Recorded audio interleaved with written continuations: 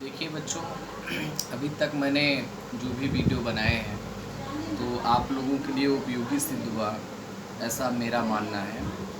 आज मैं एक नई चीज़ जो कि कई बच्चों ने मेरे पास फ़ोन करके और व्यक्तिगत तौर पे इस चीज़ के लिए कहा है कि सर आप जो है नाटक का वीडियो बनाइए।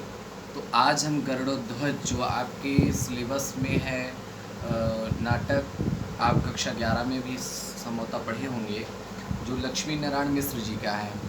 तो इसमें आपका बोर्ड परीक्षा में बड़ा ही आपको अगर इसकी कुछ चीज़ें हैं जो बेसिक चीज़ें अगर आपको पता होगी तो बिना पढ़े, इस पर बिना ज़्यादा ध्यान दिए आपको 4 अंक निश्चित रूप से मिल जाएंगे। जो कि बोर्ड में आप जानते हैं कि 4 अंक इसका निर्धारित किया गया है। अपने फैज़ाबाद जिला में गरुड़ध्वज चलता है, लक्ष्मी नारायण मिश्र जी द्वारा ये रचित है। सबसे पहले हमें ये जानना जरूरी है। दूसरी चीज़, इसमें 3 अंक हैं। प्रथम अंक, द्वितीय और तृतीय, तीनों की जो अलग अलग घटनाओं का वर्णन है, लेकिन जो इसकी कथावस्तु है वो आपका तीनों अंक में मिला करके तो क्लियर होगा, लेकिन हम उसको ज़्यादा डिटेल में ना जाकर जो आपके लिए आवश्यक है, गरुड़ध्वज नाटक के जो नायक हैं विक्रम मित्र, ये बहुत महत्वपूर्ण है क्योंकि ये परीक्षा में निश्चित रूप से पूछा जाता है और यही आपको 4 अंक दिला देंगे। तो आज आप लोगों को हम उसके जो नायक हैं आचार्य विक्रम मित्र, उसके चरित्र चित्रण की चर्चा करेंगे।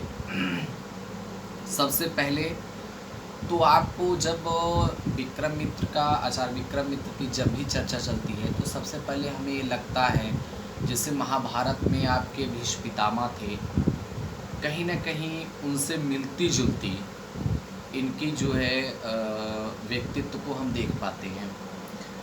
इनका जो मुख्य रूप से चरित्र चित्रण में हम निम्न बिंदुओं पर ध्यान देंगे। सबसे पहले एक तेजस्वी वृद्ध हैं, मतलब उनकी उम्र लगभग 80 वर्ष से अधिक है और वो वृद्ध होने के साथ साथ आजीवन बाल ब्रह्मचारी हैं और अपने जो राष्ट्र के प्रति वो बड़े समर्पित और निष्ठावान रहते हैं। सबसे विशेष बात कि वो 87 वर्ष की उम्र में भी एक तेजस्वी व्यक्तित्व के धनी हैं और उनको लोग राजा कहते हैं तो उनको यह चीज़ बिल्कुल पसंद नहीं है। वो अपने को सेनापति कहलवाना पसंद करते हैं। जो सबसे पहला आपका हेडिंग यही रहेगा, तेजस्वी व्यक्तित्व, ठीक है। जो दूसरा है आपका अनुशासन प्रिय। आचार्य विक्रम मित्र एक अनुशासन प्रिय व्यक्ति हैं। उनको अनुशासन बहुत ही पसंद है और वो अनुशासित जीवन स्वयं जीते हैं, दूसरों के लिए भी अनुशासन का महत्व बतलाते हैं कि अनुशासन से ही व्यक्ति महान बन सकता है और वो समय समय पर इसका हमें पूरे नाटक में कहीं ना कहीं देखने को मिलता है। तीसरा, वैदिक संस्कृति के पोषक। आप जानते हैं कि वैदिक संस्कृति जो हमारी है, उस संस्कृति में जो बौद्ध या जैन या दूसरे जो धर्म हमारी संस्कृति का दहन करते हैं, हमारी संस्कृति को दबाना चाहते हैं, ऐसे में वो वैदिक संस्कृति के बहुत बड़े पोषक बनकर हमारे सामने आते हैं इस नाटक में। तीसरा जो है, चौथा, देशभक्त। वो देशभक्त है। इसमें पूरे नाटक में आप जब भी इनका चरित्र देखेंगे तो उसमें देशभक्ति कूट कूट कर भरी है और उस देशभक्ति में जो है वो इतने सराबोर रहते हैं कि अपना पूरा जीवन, पूरा सर्वस्व वो अपना जो है देश के प्रति समर्पित कर देते हैं। और जो पांचवा है वो न्यायप्रिय भी हैं। जब बात वासंती की आती है, कालिदास वासंती के प्रेम का, तो वासंती को न्याय का पूरा भरोसा देते हैं और उनके साथ न्याय भी करते हैं।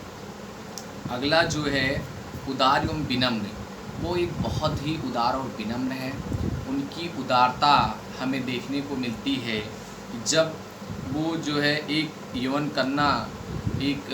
कन्या का जब बलात् अपहरण किया जाता है तो उसको वो जो है काफ़ी मदद करने के लिए बड़ी उदारता का परिचय देते हैं। उसके बाद जो अगला है शरणागत वत्सल एवं दृढ़ प्रतिज्ञ।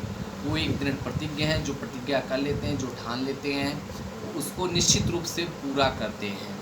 और साथ में वो शरणागत कोई भी आता है तो उसकी वो रक्षा करते हैं, और ऐसा उन्होंने गरुड़ध्वज नाटक में किया है। ठीक है।